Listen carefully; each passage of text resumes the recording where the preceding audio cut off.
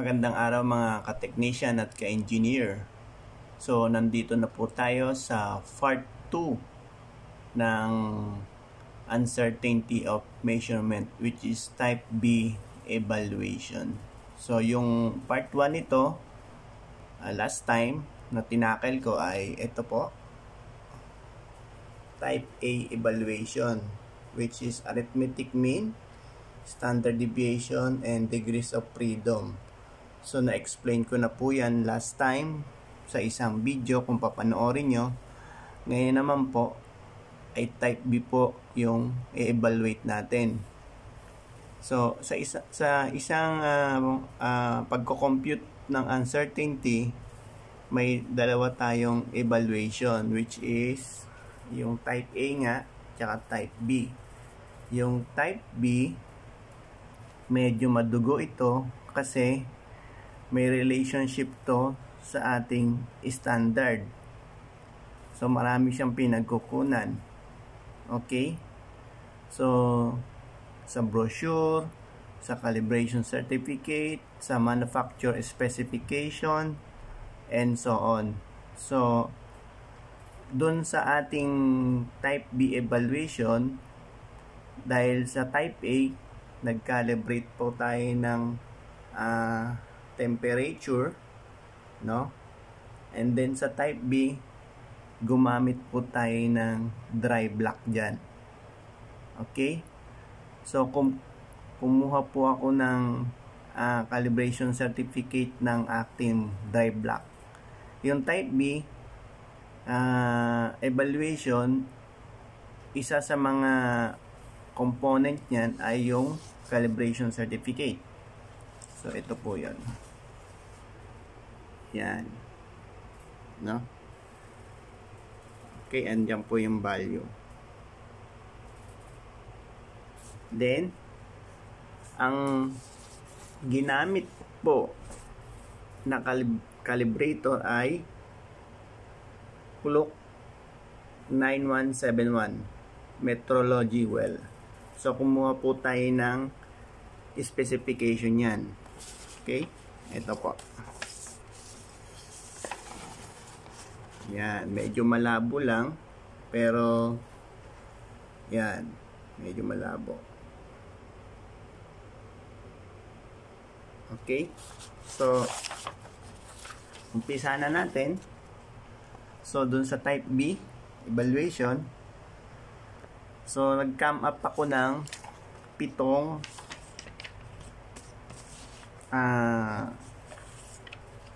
analysis. 7. No? Una, yung uncertainty ng standard calibrator. Yan. Pangalawa, uncertainty of resolution of unit under test. Okay, kasama yon. Pangatlo, accuracy of standard uncertainty, yung accuracy or manufacturer specification. Pang-apat, no? Loading effect. Nakakuha rin tayo. Okay, panlima, radial uniformity. Pang-anim, axial uniformity. The number 7 is stability of standard calibrator. Okay. So, sa type B, sinulat ko na kung ano yung mga value, no? Sa number 1, uncertainty of standard calibrator. Tinitreat natin to as normal distribution. So, nakakuha tayo ng, so, kukunin natin yung uncertainty ng standard calibrator natin. Saan natin makukuha? Doon sa certificate, no? Kailangan certificate. Ang sabi dyan, uncertainty at 95%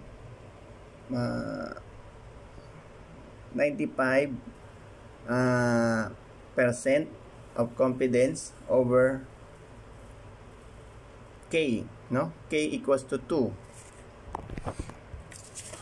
So, 0.013 degree over 2 equals, nakakuha tayo ng 0.0065. Saan ba ito nakukuha? Ito po yan.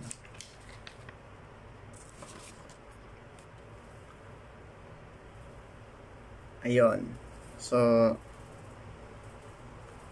0.113 dun sa 155 degrees.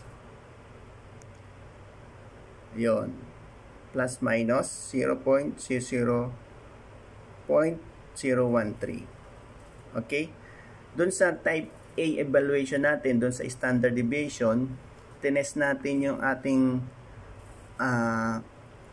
unit under test na 0 to 100 degrees. So, kumuha ko ng pinaka worst case ko doon, which is 155 sa pinakamataas na tinest sa standard. Okay. Ayan. Plus minus 0.013 degrees. Okay.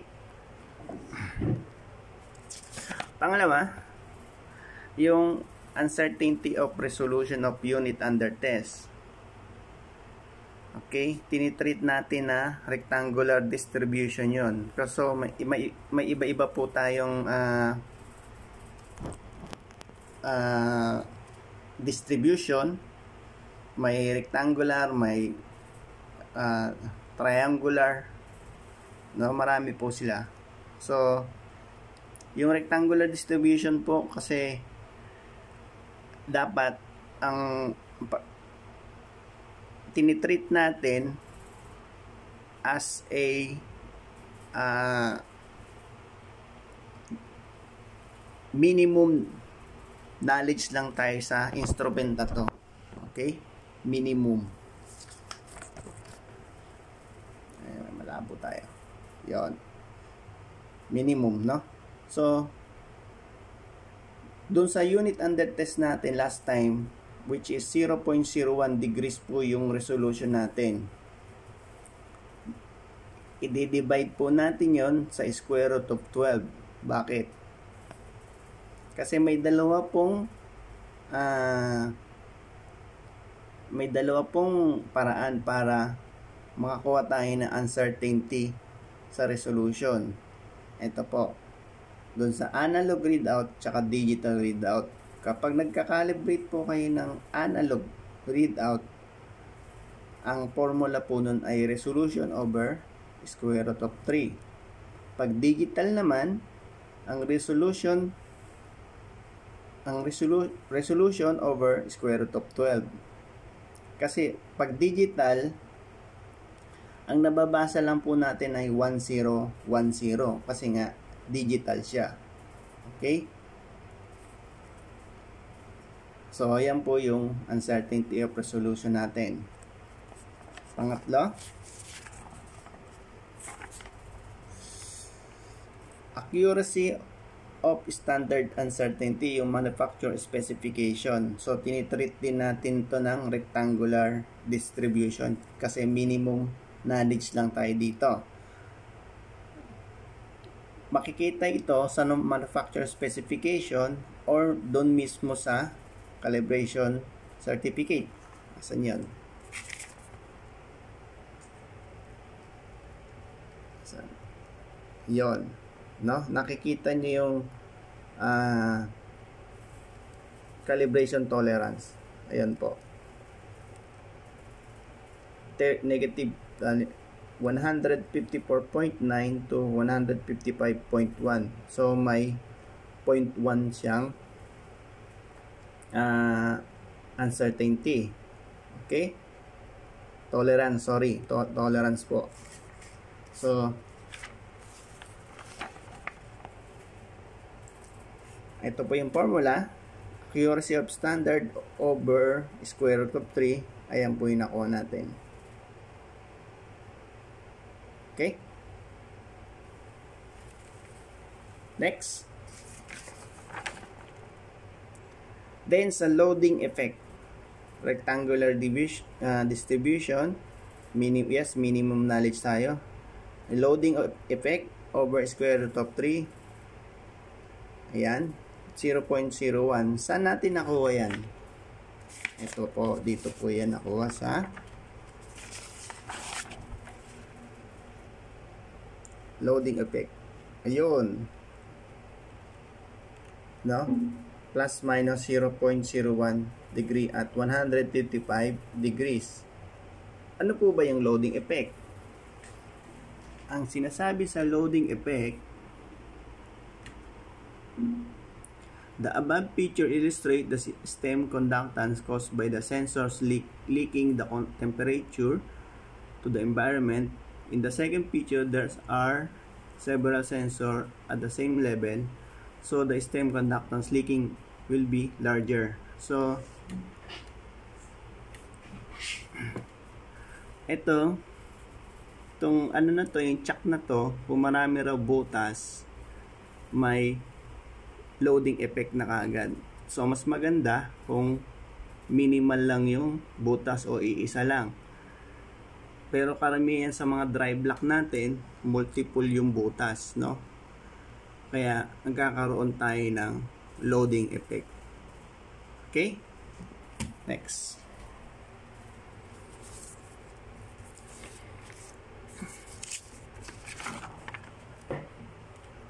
Number 5, radial uniformity. So, rectangular distribution again.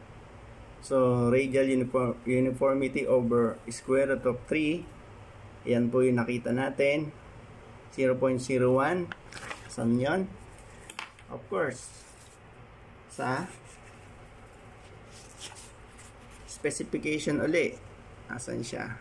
Radial uniformity. Ayun. Yun, radial uniformity plus minus 0.01 degrees full range. Ano ba yung radial uniformity? Ang paliwanag dyan, yan, okay? As this title hints, the temperature difference between the boring sometimes referred a radial uniformity is the temperature difference between each boring hole in the insert. Although the insert is made of metal compound and has good thermal conductivity, there can still be a small difference between the boring, especially the opposite one. So, ito po siya, no? Ito. Yung mga butas niyan kung gaano kalayo. Okay? At kailangan yung sensor nyo, kailangan wala siyang tawag dito, yung gap sa bore. So, hindi yung init hindi makaka-escape dito. Okay? So, tama-tama at hindi siya sagad. Okay? So, next.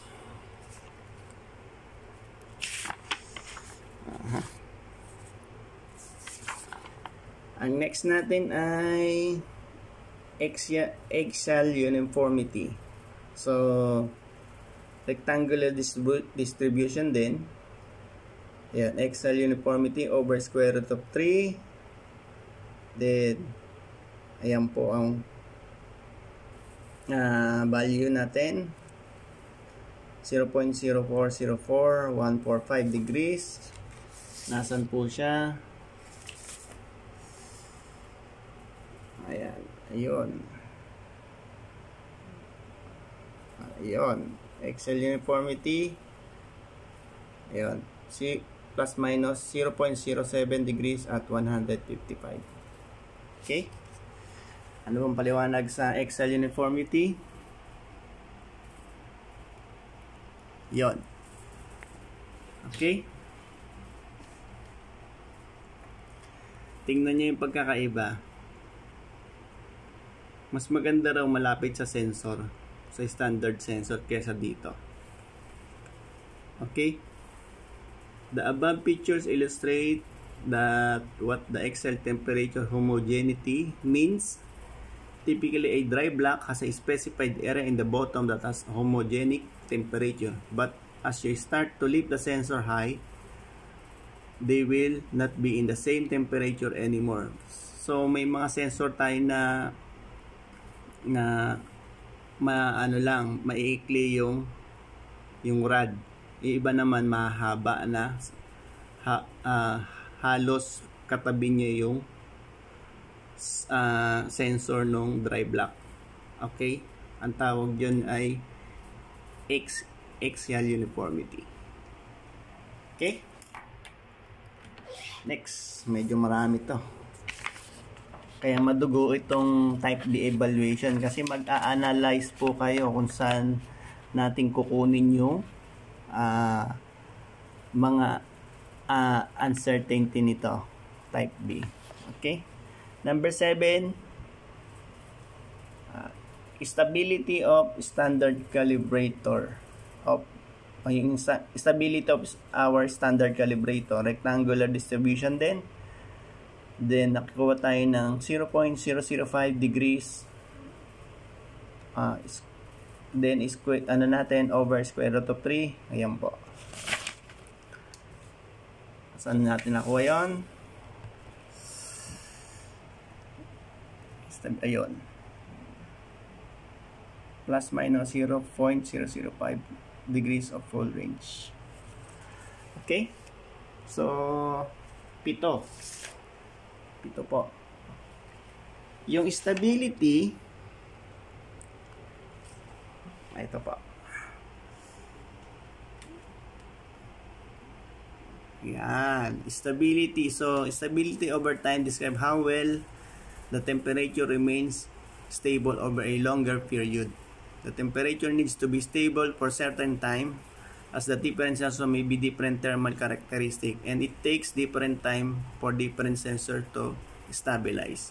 So, depende po yan sa kung gaano nyo katagal binababad yung sensor versus dun sa standard calibrator natin. Kung gaano katagal. Halimbawa, nag-stabilize na siya ng certain minutes. Halimbawa, inorasan niya siya lang 30 minutes, 15 to 30 minutes, doon pa lang siya nag-stabilize. So, doon yun po lang siya kukunan ng reading. Depende po yan sa inyo. Depende po sa technician. Halimbawa, kung 5 minutes, hindi po pwede kasi temperature yan kinakalibrate natin. Matagal po talaga siya. Okay? So, yung type B na to,